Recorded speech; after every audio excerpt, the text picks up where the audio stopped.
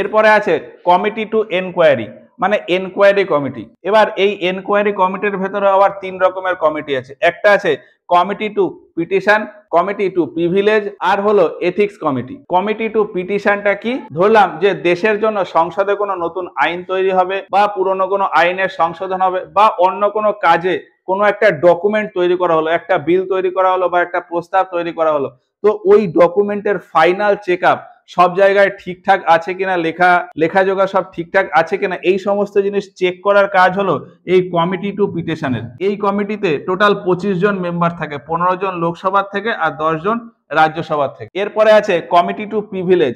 এটা অনেকটা semi judicial টাইপের, মানে অনেকটা কোর্টের মতন। এটা দেখে যে ওই যে বিলটা তৈরি হলো বা ওই যে ড্রাফটটা তৈরি হলো, ওই ড্রাফটে কোথাও অসাংবিধানিক কিছু লেখা নেই তো, কেউ এখান থেকে পার্সোনাল অ্যাডভান্টেজ নিচ্ছে না তো, এই সমস্ত জিনিস চেক করে। আর এথিক্স কমিটি, এথিক্স কমিটি কি করে? ওই যে বিল বা ওই যে ডকুমেন্টটা ওটা ন্যায়সঙ্গত কিনা, ওটা আইনসম্মত কিনা, বা এটা কারোর খারাপ এফেক্ট ফেলবে না তো, সেই সমস্ত এথিক্যাল দিকগুলো এই এথিক্স কমিটি চেক করে। এই তিনটে কমিটিতে 25 জন করে মেম্বার থাকে, লোকসভা থেকে 15 জন, রাজ্যসভা থেকে 10 জন। এরপরে আছে committee to scrutinise and control. এই স্ক্রুটিনাইজ অ্যান্ড কন্ট্রোলের দিকে যে সমস্ত কমিটি রয়েছে সেগুলো, এর ভেতর মেইনলি 6 ধরনের কমিটি আছে। Committee on government assurance, committee on subordinate legislative, committee on paper laid on the table, committee on welfare of SC/ST, committee on empowerment of women, আর joint committee on office of the profit. Committee to government assurance এটা কি করে? প্রতি বছর government মানে সরকার বাজেটে যে যে প্রতিশ্রুতি দেয়, বা ওভারঅল সারা বছর ধরে জনগণকে যে সমস্ত প্রতিশ্রুতি দেয়, সেইগুলো ঠিকঠাক পূরণ হচ্ছে কিনা সেইগুলো দেখাশোনার দায়িত্বে থাকে এই committee. Committee on government assurance সরকার যে প্রতিশ্রুতিগুলো দেয় সেগুলোকে দেখে। এরপরে হলো কমিটি অন সাবঅর্ডিনেট লেজিসলেটিভ। এটা দেখে যে সরকার যে সমস্ত কাজ করছে সেটা সংবিধান সম্মত কিনা, মানে আইনসঙ্গত কিনা, সরকার আইনসঙ্গত কাজ করছে কিনা, বা সংসদের যে সমস্ত সদস্যরা রয়েছে তারা আইনসঙ্গত কাজ করছে কিনা সেইগুলো চেক করে কমিটি অন সাবঅর্ডিনেট লেজিসলেটিভ। এই দুটোই তৈরি হয়েছিল 1953 সালে। এবার এখানে একটু বলে রাখি, এখানে যে 6টা কমিটি, এই 6টা কমিটি আলাদা আলাদা সদনের জন্য আলাদা আলাদা হয়। মানে লোকসভার সদনে লোকসভার আলাদা কমিটি, রাজ্যসভার সদনে রাজ্যসভার আলাদা কমিটি। লোকসভার সদনে টোটাল লোকসভার 15 জন মেম্বার থাকে, রাজ্যসভার সদনে যে কমিটি তাতে 10 জন মেম্বার থাকে। এই প্রত্যেকটাতেই সেইভাবে লেখা, এই যে লোকসভাতে 15, রাজ্যসভাতে 10, মানে লোকসভার যে কমিটি সেখানে 15 জন, রাজ্যসভার যে কমিটি সেখানে 10 জন। এই যেমন committee on paper laid on the table, এইটা যে কমিটি তাতে লোকসভার চেম্বারে 15 জন, আর রাজ্যসভার চেম্বারে বা রাজ্যসভার সদনে যে কমিটি সেটাতে রয়েছে 10 জন। তো এই হলো কমিটি অন গভর্নমেন্ট অ্যাসুরেন্স আর কমিটি অন সাবঅর্ডিনেট লেজিসলেটিভ। এরপরে রয়েছে committee on paper laid on table. এটার মানে হলো যে সমস্ত এমপিরা সংসদে যে সমস্ত কাজকর্ম হচ্ছে তার ডকুমেন্টেশন ঠিকঠাক পাচ্ছে কিনা, বা তারা ঠিকঠাক মতো ডকুমেন্ট জমা দিচ্ছে কিনা, বা অন্যান্য কাজের যে সমস্ত পেপার ওয়ার্ক রয়েছে বা যে ডকুমেন্টেশন প্রসেস রয়েছে সেই ডকুমেন্টেশন ঠিকঠাক হচ্ছে কিনা, এই সমস্ত দিকে নজর রাখে হলো এই committee on paper laid on the table. এটা তৈরি হয়েছিল 1975 সালে। এরপরে রয়েছে committee on welfare of SC/ST। SC/ST দের ঠিকঠাক স্বার্থ রক্ষা হচ্ছে কিনা, SC/ST দের ঠিকঠাক মর্যাদা পাচ্ছে কিনা, সেই সমস্ত দিকে নজর রাখার জন্য রয়েছে SC/ST ওয়েলফেয়ার কমিটি। আর ঠিক একইভাবে মহিলাদের দিকে নজর রাখার জন্য রয়েছে woman empowerment committee, committee on empowerment of woman. এখানে এই SC/ST কমিটি আর ওম্যান কমিটি এই দুটোতেই রয়েছে 30 জন করে মেম্বার, মানে লোকসভার সদনে 20 জন আর রাজ্যসভার সদনে 10 জন। লাস্ট রয়েছে joint committee on office of the profit. এটা একটা জয়েন্ট কমিটি, মানে লোকসভা আর রাজ্যসভার মেম্বাররা একসাথে বসে কাজ করে। ওই কমিটির যখন সভা হবে বা কমিটির যখন ডিসকাশন হবে তখন লোকসভা আর রাজ্যসভার মেম্বাররা একসাথে বসে করে।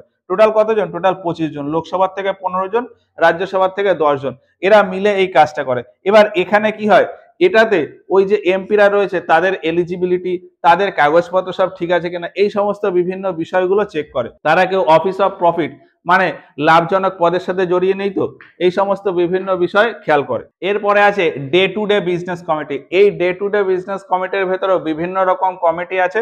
তার ভেতরে মেইনলি যে 4টে কমিটি সেটা হলো business advisory council, committee on private members bill and resolution, rules committee, আর committee on absence of member. এগুলোর কাজ নাম থেকেই বোঝা যায়। এই day to day business committee এর মানে হলো যে সংসদের প্রতিদিনের যে কাজ, সেই সমস্ত কাজের জন্য কিছু কমিটি থাকে, সেই সমস্ত কাজ যাতে ঠিকঠাকভাবে চলে তার জন্য কিছু কমিটি থাকে। তো সেই কাজগুলোর ভেতর প্রথম রয়েছে বিজনেস অ্যাডভাইসারি কাউন্সিল।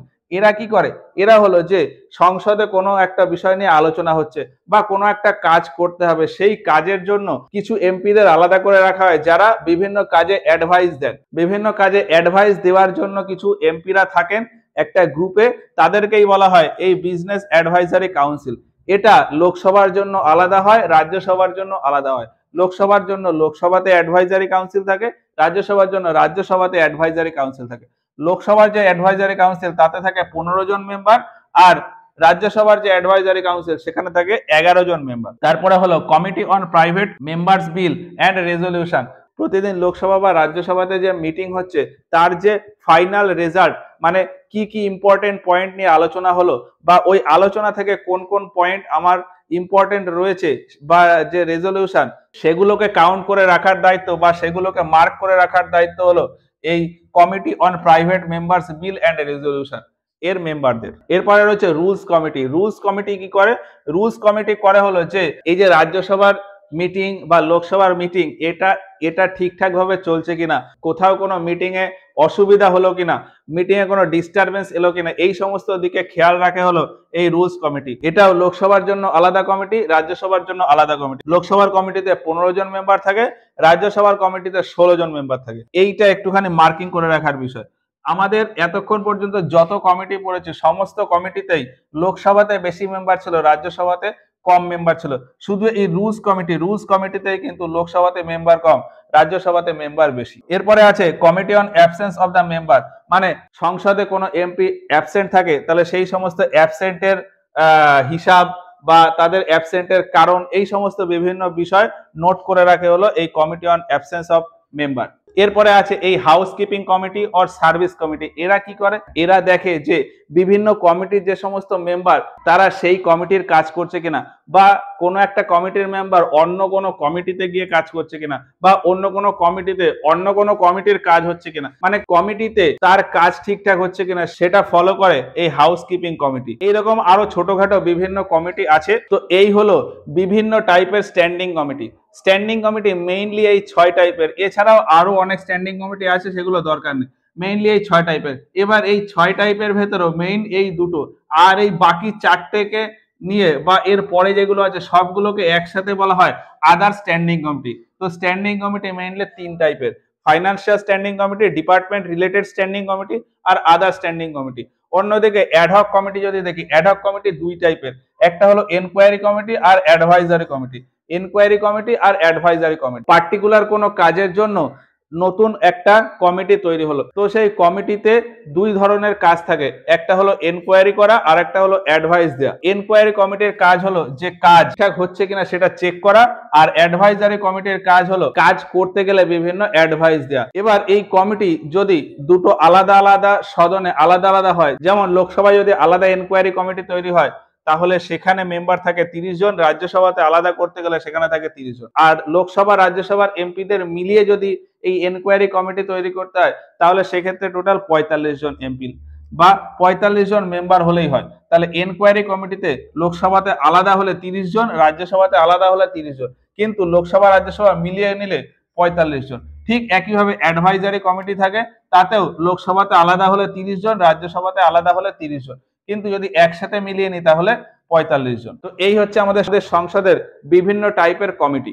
এরপরে আছে সংসদে সারা দিন ধরে কি ধরনের কাজকর্ম হয়, কোন মন্ত্রীদের কি টাইপের প্রশ্ন করা হয়, মন্ত্রীরা কিভাবে উত্তর দেয়, কোশ্চেন আওয়ার কি, জিরো আওয়ার কি। তো এই সমস্ত বিষয়গুলো আমরা এর পরের ক্লাসে আলোচনা করব। আশা করি এই কমিটি সম্পর্কে বিভিন্ন বিষয় তোমরা বুঝতে পেরেছো। ক্লাসটা যদি ভালো লাগে তাহলে ভিডিওতে একটা লাইক করো। এই ক্লাস সম্পর্কে তোমাদের মতামত আমাদেরকে কমেন্ট বক্সে জানিও। কমিটি সম্পর্কে যদি কোনো ডাউট থাকে সেগুলোও আমাদেরকে জানাতে পারো। আজকের মতো ভিডিওটা এই পর্যন্তই। সবাই ভালো থেকো, সুস্থ থেকো, আর পরবর্তী ভিডিওর জন্য অপেক্ষা করো। ধন্যবাদ।